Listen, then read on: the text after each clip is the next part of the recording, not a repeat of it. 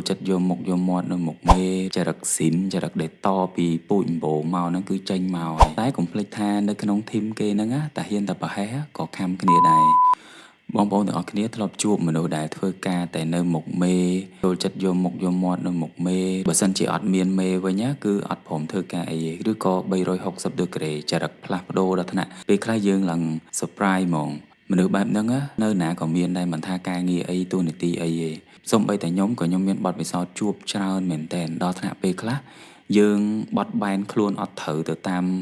ចរិតរឹកពីរបស់មនុស្សបែបហ្នឹង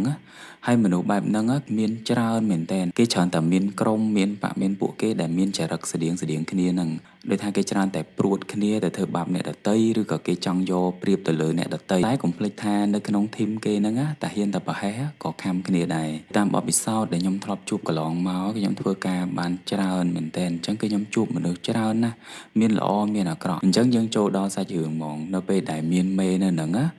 គេធ្វើការគ្នាគេអញ្ចឹងគេចេះដាក់ម៉ូគ្នាឬក៏គេនិយាយគ្នាមិនក៏យើងអត់ដឹងដែរគឺថាគេធ្វើការល្អមែនតើហ្មងគេសហការគ្នា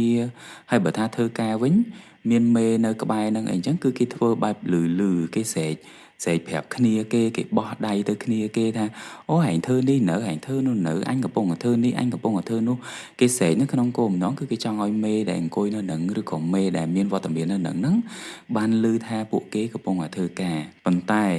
នៅពេលដែលអត់មានមេបុគ្គលអស់ហ្នឹងគឺច្រើនតែកិច្ចការងារហើយអត់សូវខ្វល់អីម៉ានេះធ្វើការអីក៏អត់ខ្វល់ហើយបើសិនជាអ្នកផ្សេងដែលមិនមែនជាមេមកបញ្ជាការងារអីគឺគេអត់ធ្វើតាមទេពេលខ្លះរោមមុខអត់ឃើញមិនដឹងបាត់ទៅណាស្លាប់ឬក៏រស់ក៏យើងអត់ដឹងអញ្ចឹងធ្វើថាតើបុគ្គលនឹងគុណភាពការងារគាត់ល្អឬក៏មិនល្អទោះជាគាត់ធ្វើការល្អមែននៅមុខមេប៉ុន្តែនៅពេលដែលអត់មានមេគាត់អត់ធ្វើគាត់អត់ខ្វាយខ្វល់គាត់មិនយកចិត្តទុកដាក់ឬក៏គាត់មិនមានមនសិការក្នុងការធ្វើការគាត់ស្មើនឹងបុគ្គលដែលមិនទទួលខុសត្រូវការងារបុគ្គលដែលធ្វើការមិនល្អឯងទោះជាពេលខ្លះគាត់សម្ដែងថាល្អក៏ដោយឥឡូវយើងនិយាយពីរឿងមេវិញតើមេដឹងអត់ថាបុគ្គលហ្នឹងធ្វើការឬក៏មិនធ្វើការគាត់ប្រកាសជាដឹងតែបុគ្គលហ្នឹងធ្វើការល្អបុគ្គលហ្នឹងគេសហការគ្នាគេមានមនសិការការងារអីចឹងទៅពីព្រោះអីនៅមុខមេគឺគេធ្វើបែបហ្នឹងមែនប៉ុន្តែនៅក្រោយខ្នងមេគឺគេអត់បានធ្វើអញ្ចឹងទេហើយមិនប្រកាសថាពួកនឹងធ្វើអញ្ចឹងហើយយើងយកព័ត៌មានហ្នឹងទៅប្រាប់មេហើយ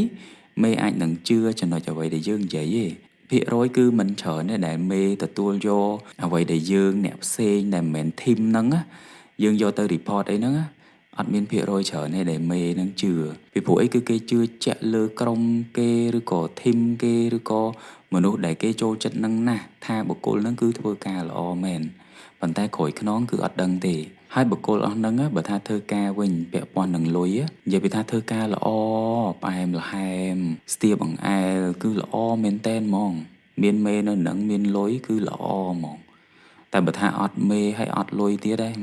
ចាំមើលចរិតស៊ីនចរិតដែលតពីពូជអម្បូរមកហ្នឹងគឺចេញមកហើយទាំងកាកទាំងដុលហ្មងហើយពេលខ្លះទោះជាមានអ្នកយកអារឿងទាំងអស់ហ្នឹងយកទៅនិយាយក៏មេអត់ជឿដែរពួកអីមេគឺគិតថាបុគ្គលហ្នឹងគឺធ្វើការល្អព្រោះគាត់ឃើញអញ្ចឹងមែនគាត់ឃើញថាល្អមែនប៉ុន្តែនៅក្រោយខ្នងគឺអញ្ចឹង